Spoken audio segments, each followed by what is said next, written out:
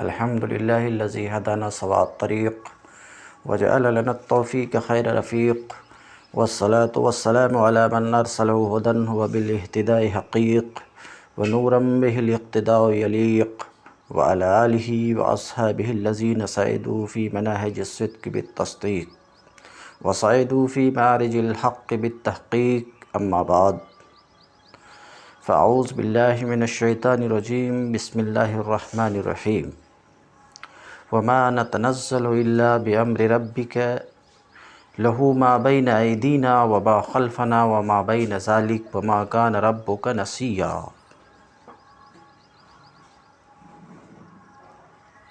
رب يسر ولا تعسر وتمم بالخير. رب اشرح لي صدري ويسر لي أمري واحلل عقدة من لساني يفقهوا قولي. اللهم ارحمنا بالقرآن العظيم. باب العلم انواریہ ایجوکیشنل سوسائٹی و جامعہ انواریہ حیدرآباد انڈیا کی زیر اہتمام تفسیر نصفی کا قسطوار درس بفضلہ تعالی جاری ہے۔ آج کا درس سورہ مریم کی آیت نمبر 64 سے شروع ہوتا ہے۔ وَمَا نَتَنَزَّلُ إِلَّا بِأَمْرِ رَبِّكَ۔ اور اے نبی، ہم آپ کے رب کے حکم کے بغیر نہیں اترا کرتے ہیں۔ لہو ما بین ایدینا وما خلفنا وما بین ذالک، جو کچھ ہمارے آگے ہے اور جو کچھ پیچھے ہے اور جو کچھ درمیان ہے، لہو، ہر چیز کا مالک وہی ہے۔ وما کان ربک نسیا، اور آپ کا رب بھولنے والا نہیں ہے۔ یہ آیت جس کی میں نے ابھی تلاوت کی، اس آیت کے شان نزول اور سبب نزول کے بارے میں بخاری، مسلم، ترمذی، امام احمد، ان تمام کے بارے محدثین نے حضرت عبداللہ ابن عباس رضی اللہ تعالی عنہما سے تخریج کی ہے۔ مصنف کہتے ہیں عن ابن عباس، حضرت عبداللہ ابن عباس رضی اللہ عنہما سے روایت ہے، ان نبی علیہ السلام قال، کہ نبی کریم صلی اللہ علیہ وسلم نے جبریل سے فرمایا، یا جبریل ما منعک ان تزورنا اکثر مما تزورنا۔ اے جبریل، تم جتنا ہمارے پاس آیا کرتے ہو، اترا کرتے ہو، اس سے زیادہ کیوں نہیں اترتے ہو؟ لفظی ترجمہ، اے جبریل، ما منعک ان تزورنا اکثر، اے جبریل، تم جس قدر ہماری زیارت کے لیے آیا کرتے ہو، اس سے زیادہ آنے سے کون سی چیز تم کو روکتی ہے؟ یہ وہ روایت ہے جس کی تخریج بخاری، مسلم، ترمذی، امام احمد اور کئی دوسرے محدثین نے کی ہے۔ اس انداز بیان سے یا جبریل ما منعک، اس انداز بیان سے آپ خود محسوس کر سکتے ہیں کہ حضور صلی اللہ علیہ وسلم کی زبان مبارک سے، آپ صلی اللہ علیہ وسلم کے زبان مبارک سے اس کلام کا نکلنا، اس سے معلوم ہوتا ہے کہ یہ وہی جسے لے کر جبریل آئے تھے، کافی وقفے کے بعد، کافی انتظار کے بعد، ایسے وقت میں جب کہ نبی کریم صلی اللہ علیہ وسلم اور آپ کے صحابہ مشکل حالات سے دوچار تھے اور شدت سے وہی اللہ کی رہنمائی کے منتظر تھے، ایسے موقع پہ جبریل یہ وحی لے کر آئے، وما نتنزل علیہ، یہ وحی لے کر آئے تو شدت سے انتظار تھا۔ اس انتظار کے عالم میں جب آمد ہوئی تو اللہ کے رسول نے فرمایا، جس قدر تم ہمارے پاس آیا کرتے ہو وحی لے کر، اس سے زیادہ آنے سے تم کو کون سی چیز روکتی ہے؟ یعنی کچھ اور بڑھ کر کے تمہیں آنا چاہیے۔ حاصل کلام یہ ہے۔ تو نبی کریم صلی اللہ علیہ وسلم نے جبریل سے فرمایا، ما منعک؟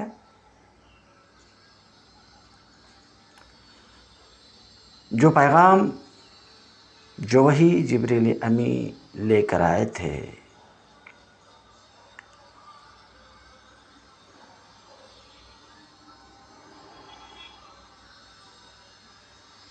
اور نبی کریم صلی اللہ علیہ وسلم کا جب یہ فرمان جبریل کے سامنے پیش ہوا تو بحکم خدا، اللہ رب العزت کے حکم سے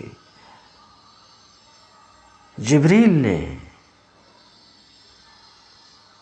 یہ آیت وما نتنزل الا بامرک الایہ، پوری آیت موقع کی نزاکت سے بحکم خدا جبریل امی نے آپ کو یہ آیت سنائی۔ کیا؟ اے نبی، ہم آپ کے رب کے حکم کے بغیر نہیں اترا کرتے ہیں کہ جو کچھ ہمارے آگے ہے اور جو کچھ ہمارے پیچھے ہے اور جو کچھ درمیان میں ہے، ہر چیز کا مالک وہی ہے، اور آپ کا رب بھولنے والا بھی نہیں ہے۔ دیکھتے ہیں مصنف کیا کہتے ہیں۔ والتنزل، یہ تنزل کا لفظ کہاں سے آیا؟ تنزل یتنزل، تنزل باب تفعل، نتنزل فعل مضارع معروف سے جمع متکلم ہے، تو یہ فعل مضارع کس سے ماخوذ ہے؟ تنزل سے۔ تنزل والتنزل علی معنیین، کہنا چاہ رہے ہیں کہ لغت میں تنزل کے دو معنی ہیں۔ لغت میں تنزل کے دو معنی ہیں۔ کیا؟ ایک معنی تو النزول علی محل، یعنی تھوڑے تھوڑے وقفے کے بعد اترنا۔ تو تنزل کا ایک معنی کیا ہے؟ تھوڑے تھوڑے وقفے کے بعد اترنا۔ اور تنزل کا ایک دوسرا معنی ہے مطلقاً اترنا۔ اب لغت میں دونوں معنی ہیں، اس آیت میں دو معنی میں سے کون معنی مراد ہے؟ تو مصنف کہتے ہیں والاول الیق ہا ہونا، پہلا معنی یعنی تھوڑے تھوڑے وقفے کے بعد اترنا، پہلا معنی اس آیت میں زیادہ مناسب ہے۔ تو مطلب یہ ہے کہ ہمارا اترنا، نزولنا فی الاحاین وقتاً غب وقت، یعنی ہمارا اترنا وقتاً فوقتاً، ہمارا اترنا وقتاً فوقتاً اللہ کے حکم سے ہی ہوتا ہے، لیس الا بامر اللہ، اللہ کے حکم سے ہی ہوتا ہے۔ لہو ما بین ایدینا وما خلفنا وما بین ذالک وما کان ربک نسیا، اے لہو ما قدامنا، تفسیر سے بتانا چاہ رہے ہیں بین ایدینا سے مراد ہے ما قدامنا، وہ سب کچھ جو ہمارے آگے ہے، وہ تمام جگہیں جو ہمارے آگے ہیں، وما خلفنا، اور جو ہمارے پیچھے ہیں، من الاماکن یعنی جگہیں، مکان کی جمع الجمع۔ تو اس تفسیر سے ایدینا سے بتانا چاہ رہے ہیں، ایدینا کا معنی ہے قدامنا، وہ جو ہمارے آگے ہیں، مفسر کہتے ہیں یعنی جگہیں، اور جو ہمارے پیچھے ہیں وما بین ذالک یعنی وما نحن فیہا، اور وہ جگہ جس میں ہم ہیں، سب کا مالک وہی ہے۔ جب تمام جگہوں کا، جبریل امی کہتے ہیں جب تمام جگہوں کا مالک وہی ہے، فلا نتمالکو، تو اے اللہ کے نبی ہم ایک جگہ سے دوسری جگہ بادشاہ کے حکم اور اس کی مشیت کے بغیر آ جا نہیں سکتے ہیں۔ وَهُوَ الْحَافِظُ الْعَالِمُ بِكُلِّ حرکت و سکون وما يحدث من الاحوال، اور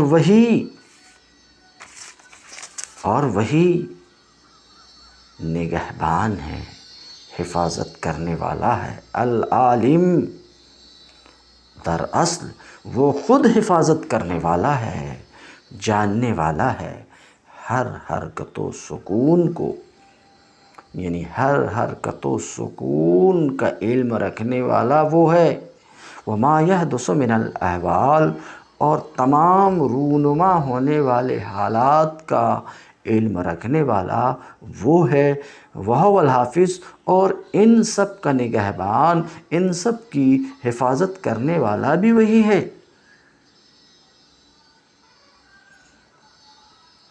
لا تجوز علیہ الغفلۃ والنسیان، ان کے بارے میں، اس کے متعلق غفلت و نسیان کا تصور بھی جائز نہیں ہے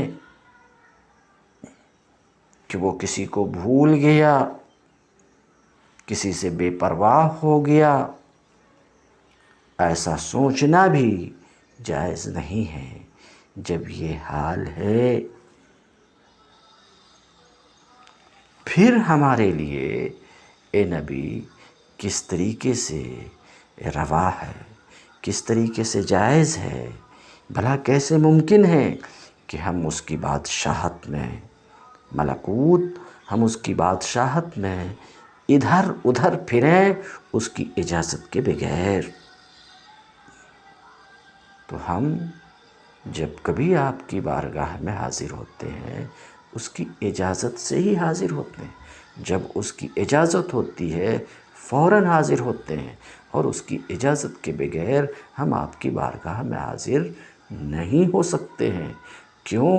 کیونکہ وہ ہمارا مالک ہے، اور تمام جگہوں کا مالک ہے، آگے پیچھے ساری جگہ کا مالک ہے، تو اس کے ملک اور سلطنت میں ہمارے لیے روا نہیں ہے کہ اس کے اذن کے بغیر ہم، اس کے اذن کے بغیر، اس کی اجازت کے بغیر ادھر ادھر آئیں اور جائیں۔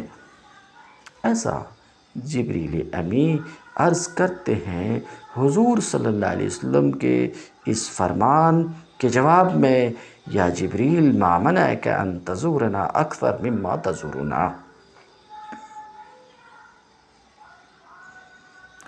رب السماوات والارض، ممکن ہے یہ جبریل ہی کا قول ہو، مگر واضح تر بات یہی ہے کہ یہ اللہ رب العزت کا کلام ہے۔ رب السماوات والارض وما بینہما فاعبدہ واستبر لعبادتہ، وہ رب ہے آسمانوں اور زمین کا، وما بینہما اور ان ساری چیزوں کا جو ان کے درمیان ہے، فاعبد ہو، وہ رب ہے، پھر پلٹ کر کے میں آؤں گا، وہ رب ہے آسمانوں اور زمین کا اور ان ساری چیزوں کا جو ان کے درمیان ہے، فاعبد ہو۔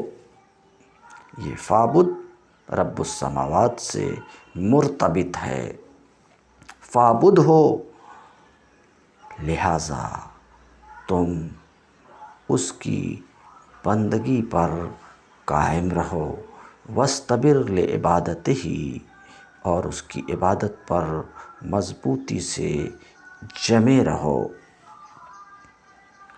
رب السماوات والارض وما بینہما بدل من ربک۔ اب جو گفتگو ہو رہی ہے وہ نحوی گفتگو ہو رہی ہے، یہاں سے نحو ہے۔ بدل من ربک، اس مصنف اپنی اس عبارت سے افادہ کرنا چاہ رہے ہیں کہ یہ رب السماوات والارض ربک سے بدل ہے۔ کون ربک؟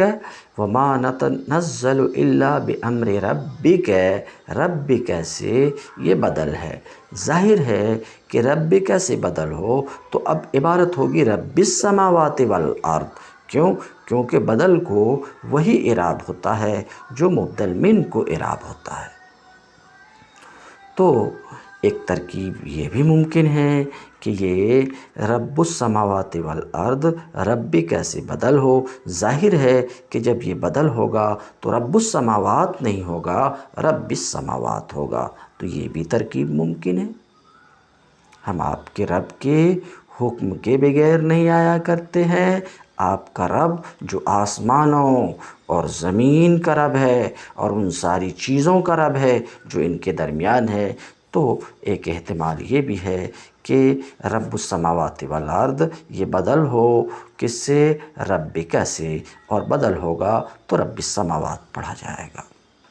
دوسری ترکیب یہ بھی ممکن ہے کہ یہ مبتدأ محذوف کی خبر ہے، مبتدأ محذوف کی خبر ہے، مبتدأ محذوف ہو ہے، اور ظاہر سی بات ہے کہ مبتدا کی خبر مرفوع ہوتی ہے، مبتدا کی خبر کیا ہوتی ہے؟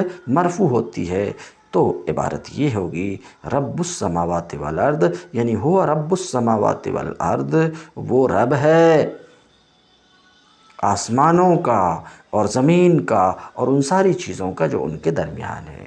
کہتے ہیں او خبر و مبتدأ محذوف، یا یہ کہ یہ مبتدأ محذوف کی خبر ہے، تو تقدیر عبارت اس طریقے سے ہوگی وہ رب السماوات والارض ثم قال لرسولہ۔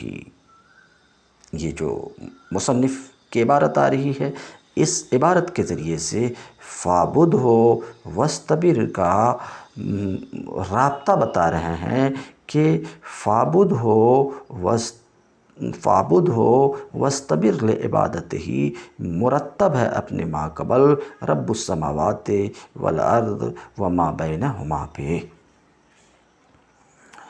پھر اپنے رسول سے فرمایا اللہ رب العزت نے کہ لما عرفت، جب آپ نے جان لیا کہ آپ کا رب ان صفات سے متصف ہے۔ کن صفات سے؟ رب السماوات والارض وما بینہما، وما کان ربک نسیا۔ جب آپ نے جان لیا کہ آپ کا رب ان صفات سے متصف ہے کہ سب کا رب اور مالک وہی ہے اور وہ کسی چیز کو کبھی بھولتا بھی نہیں ہے، جب آپ نے جان لیا فاعبد ہو، تو اے فاثبت علی عبادتہ، تو آپ فاعبد ہو تو تم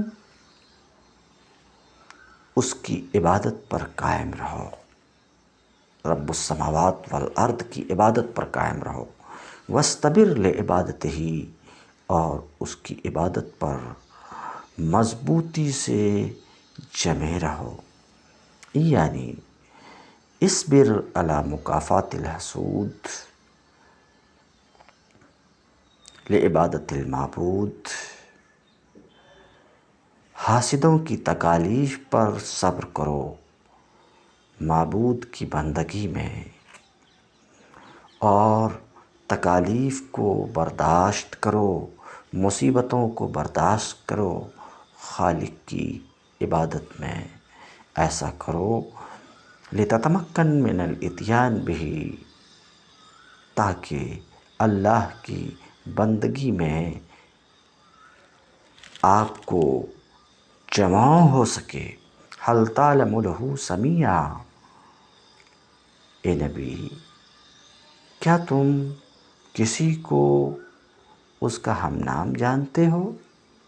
سمیع کا معنی لغت میں ہم نام ہے، شبیہ ہے اور مانند ہے۔ تو حل تعلم لہ سمیعا اے شبیہا و مثلا، کیا تم کسی کو اس کے جیسا، اس کی طرح جانتے ہو؟ ظاہر ہے کہ کوئی اس کے جیسا نہیں ہے، اس کے مانند نہیں ہے۔ اور ایک دوسری تفسیر، حل یسمى احد باسم اللہ غیرہ، سمیع کی لغت میں معنی ہم نام بھی ہے، کیا کوئی اور اللہ کے سوا، اس کے سوا اللہ کے نام سے موسوم ہے؟ ظاہر ہے کہ کوئی اور، سمجھ رہے، ظاہر ہے کہ کوئی اور اس نام سے موسوم نہیں ہے، یعنی اللہ الہ ہے۔ سمجھ رہے ہیں؟ تو سمیع کے لغوی معنی ہم نام کے ہیں، مراد یہ ہے کہ اللہ تو الہ ہے، کیا کوئی دوسرا الہ بھی تمہارے علم میں ہے؟ اگر نہیں ہے اور تم جانتے ہو کہ نہیں ہے، پھر تمہارے لیے اس کے سوا اور راستہ ہی کون سا ہے کہ اس کی بندگی کرو، اس کے حکم کے بندے بن کر رہو۔ تو حل یسمى احد، کیا کوئی اور بھی اس کے سوا اللہ کے نام کے ساتھ موسوم ہے؟ ظاہر ہے کہ کوئی موسوم نہیں ہے، اس لیے کہ وہی معبود برحق کے ساتھ مخصوص ہے۔ اذا صح ان لا معبود، جب یہ بات صحیح ثابت ہو گئی کہ کوئی ایسا معبود نہیں ہے جس کی طرف بندے اپنی عبادت میں متوجہ ہو سکیں سوائے اس اکیلی ذات کے، پھر تو لم یکن بد من عبادتہ والاستبار علی مشاقہ، پھر تو اس کی عبادت کیے بغیر کوئی چارہ کار نہیں ہے، کوئی چارہ کار نہیں ہے، اور مشقتوں پر صبر کرنے کے سوا کوئی اور راستہ نہیں ہے۔ لہٰذا اس کی بندگی پر جمے رہو، اور اس کی بندگی کو بجا لانے کے راستے میں جو تکالیف اور مشقتیں آئیں ان سے راضی رہو، اسے جھیلتے رہو، اور اللہ کی وحی یا مدد آنے میں تاخیر ہو تو حیران و پریشان نہ ہو، کیونکہ مدد جب بھی آئے گی وہیں سے آئے گی، کوئی اور نہیں ہے جہاں سے مدد آ سکے۔ اس لیے واحد راستہ یہی ہے کے مصائب کے وقت صبر سے کام لو۔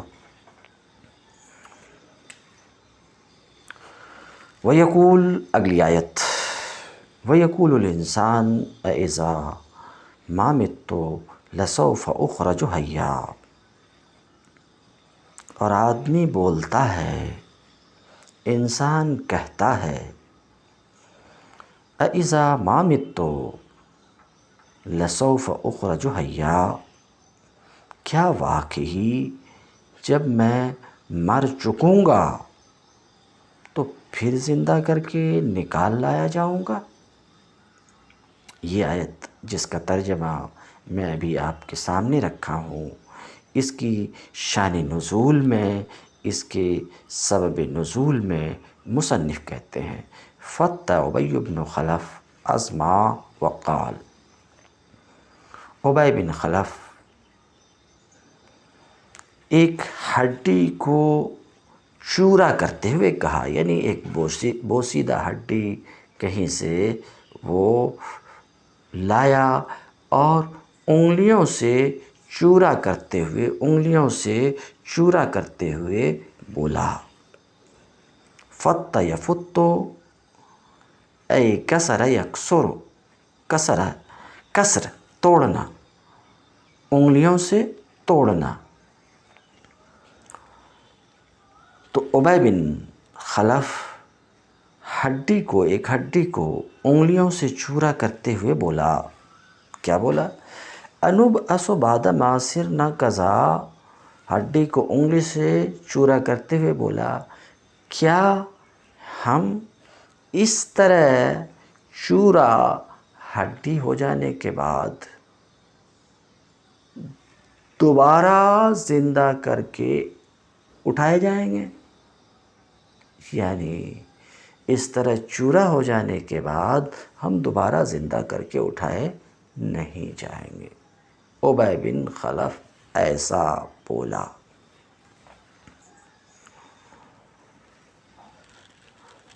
ابی بن خلف ہڈی کا چورا کرتے ہوئے بولا، کیا ہم اس طرح کا ہو جانے کے بعد دوبارہ زندہ کر کے اٹھائے جائیں گے؟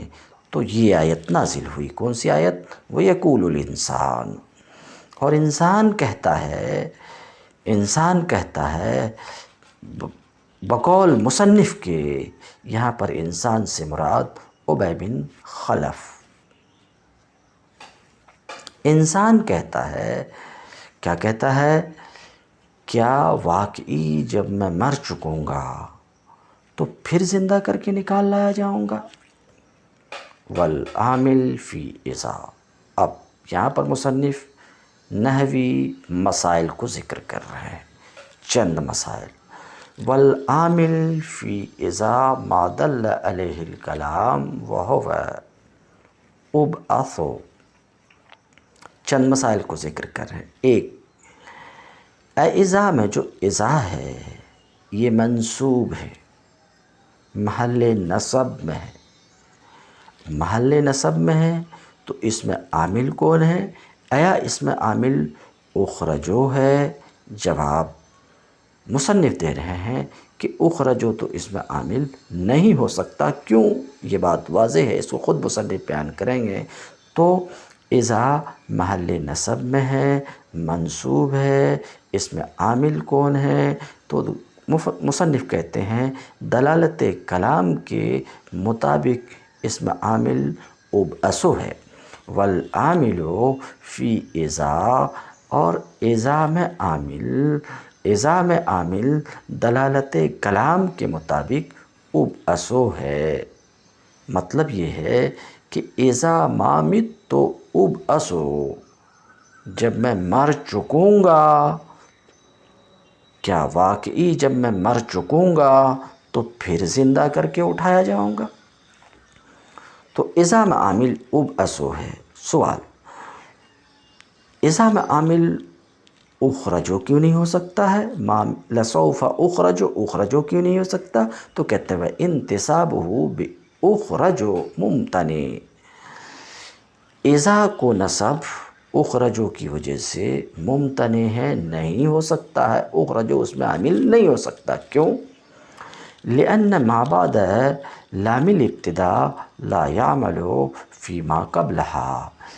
کہتے ہیں اخرجو عامل نہیں ہو سکتا کیونکہ اخرجو لسوف کے بعد ہے، اور لسوف میں جو لام ہے لام ابتدا ہے، اور لام ابتدا کا ما بعد نحویوں کے یہاں ما قبل میں عمل نہیں کرتا ہے، اس کو کہتے ہیں.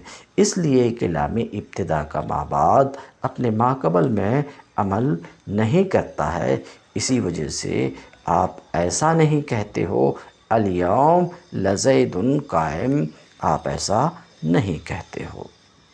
بات ختم ہو چکی.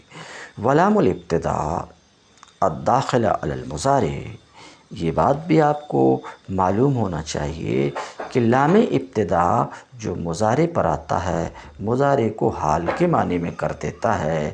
لام ابتدا جو مضارع پر آتا ہے حال کا معنی دیتا ہے، استقبال کے معنی کو ختم کر دیتا ہے، اور کیا کرتا ہے؟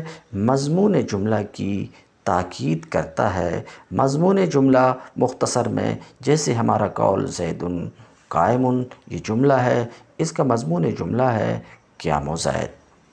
تو لام ابتدا جو مضارع پر آتا ہے وہ حال کا معنی دیتا ہے اور مضمون جملہ کی تاکید کرتا ہے. لام ابتدا کا تو یہ حال ہے، مگر جب اس کے ساتھ حرف استقبال ہو، لام ابتدا کے ساتھ حرف استقبال ہو، جیسے کہ یہاں پر ہے لا سوف، سوف حرف استقبال، مگر جب اس کے ساتھ حرف استقبال ہو تو ایسے وقت میں لام ابتدا خالص تاکید کے لیے ہوتا ہے اور حال کا معنی ختم ہو جاتا ہے.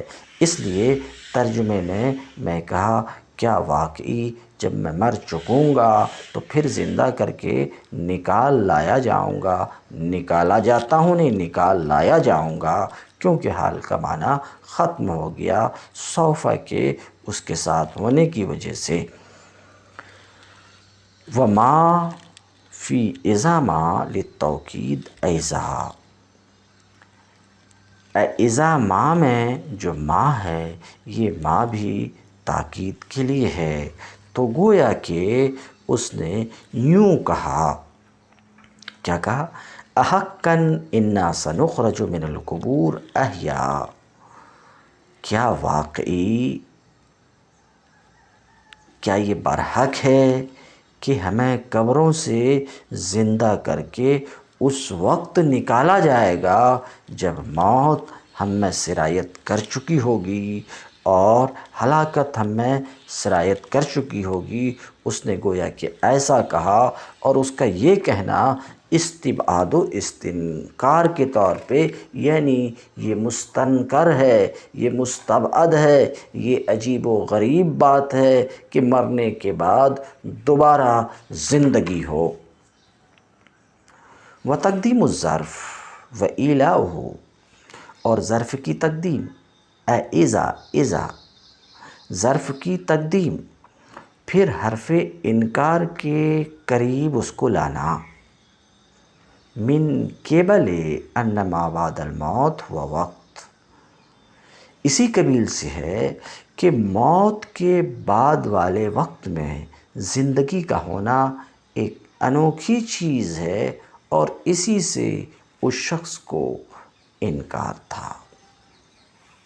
تو آدمی ایسا بکتا ہے کہ مرنے کے بعد کیا واقعی دوبارہ ہمیں زندہ کیا جائے گا، ایسا بکتا ہے، یعنی بعض کا انکار کرتا ہے.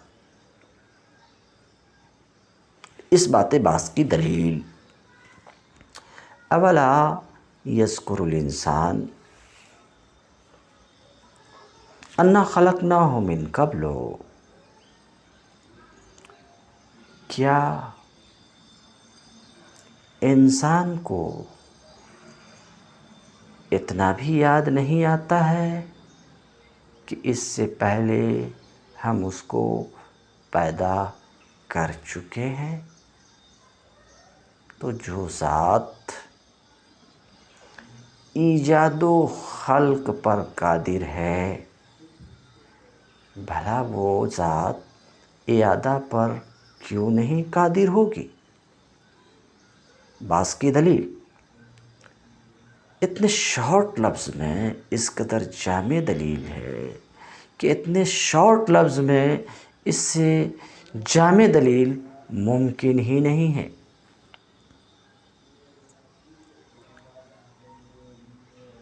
دنیا کے عقلاء کا اتفاق ہے اس بات پر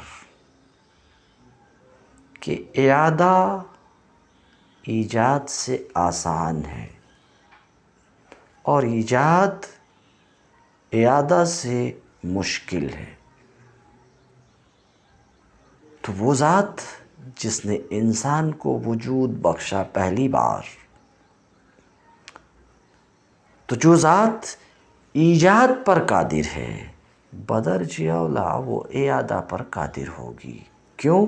کیونکہ اعادہ اس سے آسان ہے۔ تو ایجاد تو اللہ کی قدرت پر زیادہ دال ہے بنسبت اعادہ کے، تو جو ذات ایجاد پر قادر ہے بدرجہ اولیٰ اعادہ پر قادر ہوگی۔ اتنی سی بات پہ انسان کو سمجھ میں نہیں آتی؟ نہیں آتی؟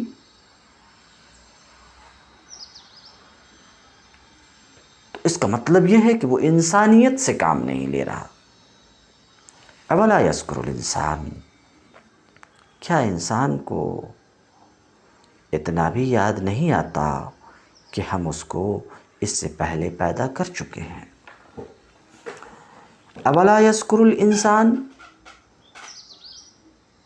یہاں فاعل کا ذکر ہے اضمار کی جگہ میں، یعنی اضمار کی جگہ میں یقول الانسان، اولا یذکر الانسان، یہ دونوں انسان وہی ہے۔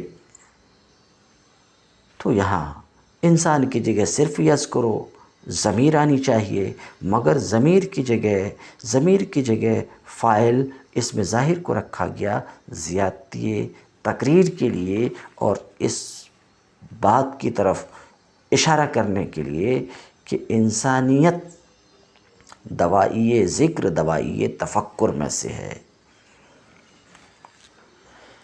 خفیف شامی و نافع و عاصم من الذکر، مصنف اپنی اس عبارت سے اختلاف قرأت کی طرف اشارہ کرنا چاہ رہے ہیں، یعنی تخفیف کے ساتھ یعنی یذکرو، اولا یذکرو، تخفیف کے ساتھ، ذکر یذکرو نصر ینصرو سے تخفیف کے ساتھ شامی ابن عامر شامی کی قرأت ہے، اور نافع مدنی کی قرأت ہے، اور عاصم کوفی کی قرأت ہے ذکر سے، ذکر یذکرو ذکر، نصر ینصرو ذکر سے۔ یہ ان تینوں قراء کی قرأت کیا ہے؟ یذکرو ہے۔ والسائر، اور باقی قراء سبعہ میں سے 4 قراء کی قرأت یذکرو نہیں ہے، یذکرو ہے، بتشدید الزال والکاف، زال اور کاف کی تشدید کے ساتھ، یعنی یذکرو۔ تو آپ کو پتہ چل گیا کہ یہاں قرأت میں اختلاف ہے۔ 3 قراء کی یہاں یذکرو ہے اور باقی 4 قراء کی قرأت میں یذکرو ہے۔ وَأَصْلُهُ، یذکرو تو آپ کو سمجھ میں آیا نصر ینصرو سے، یذکرو ہے تو یہ کہاں سے آیا؟ کہتے ہیں یذکرو اصل میں یتذکرو تھا، وَأَصْلُهُ یتذکر، یذکرو کی اصل کیا ہے؟ یتذکر۔ آپ کو صرف کی کتاب سے معلوم ہے کہ باب تفاعل کے فا کلمے میں زال ہو تو جائز ہے کہ تا کو زال سے بدل کر زال کا زال میں ادغام کر دیں۔ اس کو کہہ رہے ہیں فَأُدْغِمَتِ التَّاءُ فِي الزَّال، یہاں تا کو زال میں مدغم کر دیا گیا اور ہوا یذکرو۔ تو دیگر 4 قراء کی قرأت زال کی تشدید اور کاف کی تشدید کے ساتھ یذکرو ہے، اور یذکرو اصل میں یتذکرو ہے، جیسے کہ ابی کی قرأت ہے، یعنی اس کا مطلب یہ ہے کہ جو اصل ہے اس اصل کے ساتھ ابے کی کرت ہے، یعنی ابے کی کرت میں اولا یذکرو نہیں ہے، اولا یذکرو نہیں ہے، بلکہ ابے کی کرت میں یتذکرو ہے۔ کیوں؟ کیونکہ تا کو زال سے بدلنا صرف کے قانون کے مطابق اور زال کا زال میں ادغام کرنا جائز ہے، واجب نہیں ہے، تو ابے کی کرت میں یتذکرو ہے۔ پھر تا کو زال میں مدغم کر دیا گیا، تو معنی کیا ہے؟ اولا یتدبرو، کیا انسان تدبر نہیں کرتا ہے؟ والواو، اور ولا یذکرو میں جو واو ہے یہ عاطفہ ہے، یعنی لا یذکرو کا عطف کس کے اوپر ہے؟ یقول پر ہے۔ لا یذکرو کا عطف کس کے اوپر ہے؟ یقول پر۔ یقول الانسان ولا یتذکرو اے ولا یتدبرو، تو کہتے ہیں واو عاطفہ ہے اور لا یذکرو کا عطف یقول پر ہے۔ اب معطوف اور معطوف علیہ کے درمیان حمزہ انکار بیچ میں آ گیا تو کہتے ہیں وسطت حمزۃ الانکار بین المعطوف علیہ، حمزہ انکار معطوف علیہ اور حرف عطف کے درمیان آیا۔ حرف عطف کے درمیان یعنی مطلب یہ ہے ایقول ذالک ولا یتذکرو، تو یہ ہوا کہ لا یذکرو کا عطف یقول پر ہے، درمیان میں حمزہ انکار آیا، تو مطلب یہ ہے ایقول ذالک، کیا انسان وہ بکتا ہے؟ جو بکواس آپ نے سنا، کیا انسان وہ بکتا ہے اور لا یتذکرو، تدبر نہیں کرتا ہے؟ کس میں تدبر نہیں کرتا ہے؟ کس میں؟ حال النشأۃ الاولیٰ، اپنی پہلی پیدائش کے حال میں بکتا ہے اور پہلی پیدائش کے حال میں تدبر نہیں کرتا ہے، کیونکہ اگر تدبر کرتا تو دوسری پیدائش کا وہ انکار نہیں کرتا۔ فَإِنَّ تِلْكَ أَدَلُّ عَلَىٰ قُدْرَةِ الْخَالِقِ، کیونکہ اول حالت خالق کی قدرت پر زیادہ دلالت کرنے والی ہے۔ کیوں زیادہ دلالت کرنے والی ہے؟ عقلاء کا اتفاق ہے کہ ایجاد مشکل ہے اعادہ آسان ہے ایجاد سے، کیونکہ اول حالت خالق کی قدرت پر زیادہ دلالت کرنے والی ہے، اس وجہ سے کہ اس نے جواہر و آراز کو پیدا کیا۔ جواہر جوہر کی جمع ہے، آراز ارز کی جمع ہے، جوہر قائم بنفسہ، ارز قائم بغیرہ۔ جواہر و آراز کو وجود بخشا، نکالا عدم سے وجود کی طرف۔ وَأَمَّا الثَّانِيَةُ، رہی دوسری حالت،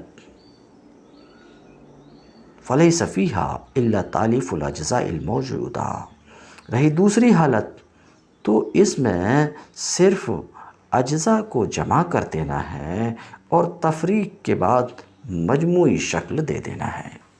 اَنَّا خَلَقْنَاهُ مِن قَبْلُ، وہ تدبر نہیں کرتا ہے۔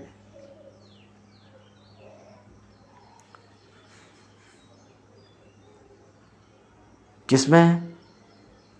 پہلی پیدائش کے حال میں، کہ ہم اس کو پہلے پیدا کر چکے ہیں، کہ ہم نے اس کو پہلے پیدا کیا، اس حال سے پہلے آ رہا، ہم نے اس کو پہلے پیدا کیا، یعنی اس حالت سے پہلے جس میں وہ ہے، جس میں ہے، یعنی بقا کی حالت، اب کی حالت سے پہلے ہم نے اس کو پیدا کیا، اس وقت پیدا کیا جب کہ لم یک شیء، وہ کچھ بھی نہیں تھا۔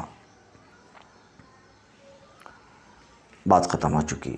ہوا دلیل علی ما بینا علی ان المعدوم لیس بشیء خلافا للمعتزلہ، ہم نے پہلے اس کو اس وقت پیدا کیا جب وہ کچھ نہ تھا، لم یک شیء، کہتے ہیں اللہ تعالیٰ کا یہ قول لم یک شیئا، یہ دلیل ہے اس بات کی جس کو پہلے ہم بیان کر آئے، سمجھ رہے ہیں، جس کو ہم پہلے بیان کر آئے، اور اس بات کے اوپر کہ معدوم کوئی شے نہیں ہے، اس میں معتزلہ کا اختلاف ہے۔ معتزلی معدوم کو بھی شے مانتے ہیں، مگر مصنف کہتے ہیں کہ معدوم کوئی چیز نہیں ہے، معدوم شے نہیں ہے، اور اس بات کی دلیل اللہ تعالیٰ کا قول وَلَمْ يَكُ شَيْئًا ہے۔ فَوَرَبِّكَ لَنَحْشُرَنَّهُمْ وَالشَّيَاطِينَ ثُمَّ لَنَنزِعَنَّ مِن كُلِّ شِيَّةٍ أَيُّهُمْ أَشَدُّ عَلَى الرَّحْمَنِ عِتِيًّا۔ تیرے رب کی قسم، واو قسمیہ ہے، فَوَرَبِّكَ، تیرے رب کی قسم، ہم ضرور ان سب کو، تیرے رب کی قسم ہم ضرور ان سب کو اور ان کے ساتھ شیاطین کو بھی جمع کریں گے۔ ثم لنحضرنہم حول جہنم جثیا، پھر ہم جہنم کے گرد ان سب کو گھٹنوں کے بل حاضر کریں گے۔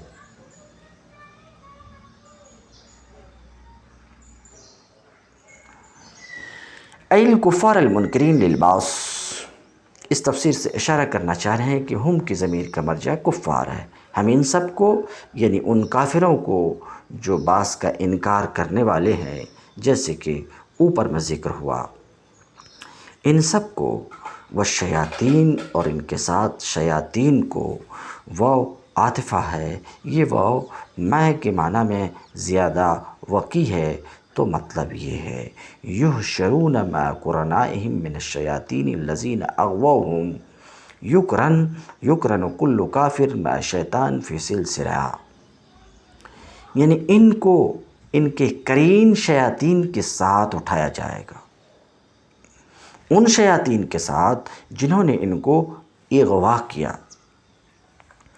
کہ ہر کافر کو ایک شیطان کے ساتھ ایک زنجیر میں جکڑا جائے گا۔ فَوَرَبِّكَ، ایک نقطہ، اللہ تعالیٰ نے اپنے رسول کی طرف نسبت کر کے قسم اٹھائی، فَوَرَبِّكَ، کاف ضمیر مخاطب نبی کریم صلی اللہ علیہ وسلم ہے، اللہ تعالیٰ نے اپنے رسول کی طرف نسبت کر کے قسم اٹھائی ہے، اس میں رسول اللہ کی عظمت شان کی طرف اشارہ ہے۔ ثم لنحضرنہم حول جہنم جثیا، پھر ہم ان سب کو جہنم کے ارد گرد گھٹنوں کے بل حاضر کریں گے۔ حال نحوی گفتگو، جثیا یہ حال ہے، جاسن کی جمع ہے، یعنی گھٹنوں کے بل، زانوں کے بل بیٹھنا۔ جثیا اس کا وزن فعول کا ہے، اس کا وزن کس کا ہے؟ فعول کا ہے۔ کیوں؟ کیونکہ جثیا اصل میں جسون تھا، جیسے کہ سجودن۔ فعول کے لام کلمے میں واو ہو تو ایسی صورت میں دونوں واو کو یا سے بدل دیا جاتا ہے اور یا کا یا میں ادغام کر دیا جاتا ہے، اور ما قبل کے ضمہ کو کسرہ سے بدل دیا جاتا ہے، ما قبل کے ضمہ کو کسرہ سے بدل دیا جاتا ہے یا کی مناسبت میں، نیز جائز ہے کہ اس سے پہلے جو ضمہ ہے اس کو بھی کسرہ دے دیا جاتا ہے۔ تو جسون سے جسیون کہتے ہیں، اس کی اصل جسون ہے، جیسے کہ سجود اور ساجد۔ یغتلون من المحشر الی شاطئ جہنم، کفار کو محشر سے جہنم کے کنارے کی طرف ان کو اسی حالت پر کھینچ کر لایا جائے گا جس حالت میں وہ میدان حشر میں گھٹنوں کے بل بیٹھے ہوئے تھے، غیر مشاط، قدموں پر چلا کر نہیں لایا جائے گا۔ ثم لننزعن من كل شیعہ ایہم اشد علی الرحمن عتیا، پھر ہر گروہ میں سے، کل شیعہ من کل شیعہ، ہر گروہ میں سے، ثم پھر ہر گروہ میں سے ہر اس شخص کو چھانٹ لیں گے، ایہم اشد علی الرحمن عتیا، جو رحمان کے مقابلے میں زیادہ سرکش بنا ہوا تھا۔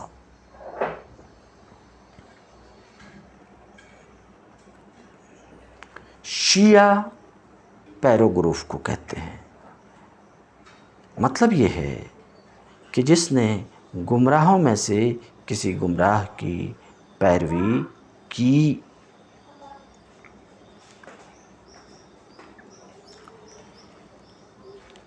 پھر ہر گروہ میں سے ہر اس شخص کو چھانٹ لیں گے جو رحمان کے مقابلے میں زیادہ سرکش بنا ہوا تھا، ایہم اشد علی الرحمن عتیا، جو رحمان کے مقابلے میں زیادہ سرکش بنا ہوا تھا، جرأت کے اعتبار سے اور فسق و فجور کے اعتبار سے۔ اے لنخرجن من کل طائفہ، یعنی یہ کہ گمراہوں کے گروہوں میں سے سب سے پہلے سب سے زیادہ سرکش گروہ کو ہم نکالیں گے، پھر ان کے بعد درجہ بدرجہ آتاہم فآتاہم فإذا اجتمعوا طرحناہم فی النار، جب وہ جمع ہو جائیں گے تو ہم ان کو بالترتیب آگ میں ڈالیں گے، نقدم اولاہم بالعذاب فاولاہم، اولین حقداروں کو اولاً، ان کے بعد والوں کو بعد میں۔ وقیل، ایک دوسرا قول یہ ہے کہ اشد علی الرحمن عتیا، اس سے مراد ہے ہر گروہ کے لیڈران، روسا لیڈران۔ کیوں؟ پہلے لیڈران کو کھینچ کر کے نکالیں گے، کیوں؟ ان کے جرم کے دگنا ہونے کی وجہ سے۔ نمبر ایک، یہ خود گمراہ ہیں، وہ مضلین۔ نمبر دو، گمراہ گر ہیں۔ بات ختم ہوئی۔ وقال سیبویہ، یہ جو عبارت آ رہی ہے، اس عبارت کے ذریعے نحو کے کچھ مسائل کو مصنف ذکر کرنا چاہ رہے ہیں۔ قال سیبویہ ایہم، کہاں؟ ایہم اشد علی الرحمن میں جو ایو ہے، اس ایو پر مصنف ذکر کرتے ہیں۔ تو ایہم اشدو میں اعراب کی 3 قسموں کو مصنف ذکر کیے۔ کیا؟ 3 قسموں میں سے اول سیبویہ کا قول ہے، اور دوسرا خلیل کا قول ہے، اور تیسرا یہ کہ ایہم اشد جملہ مستانفہ مبتدا خبر سے مرکب ہے۔ پہلی تقدیر پر یہ لفظاً مضموم ہے، محلاً منصوب ہے، یعنی لننزعن من کل طائفۃ تابعۃ لغاب من هو اشد عتوا عند الرحمن۔ دوسری تقدیر پر مرفوع ہے مبتدا ہونے کی وجہ سے، تیسری تقدیر پر وہ ہوا اشد مبتدا اور خبر ہے۔ اس بات کو بیان کرنا چاہ رہے ہیں۔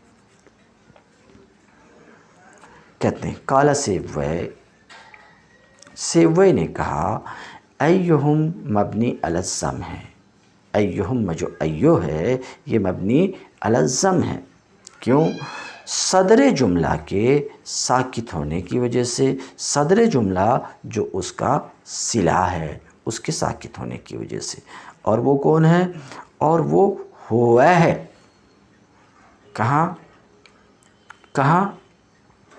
من ہوا اشدو میں، دیکھیے ایہم اشدو، ایو من کے معنی میں ہوا، اور اشدو ہے اشد تو ایو من کے معنی میں موصول، ہوا اشد یہ صلہ ہے، صلہ یہ جملہ کیا ہے؟ صلہ ہے، تو صدر جملہ جو ہوا ہے وہ ساکت ہے، اس کو کہتے ہیں لسکوت صدر الجملہ۔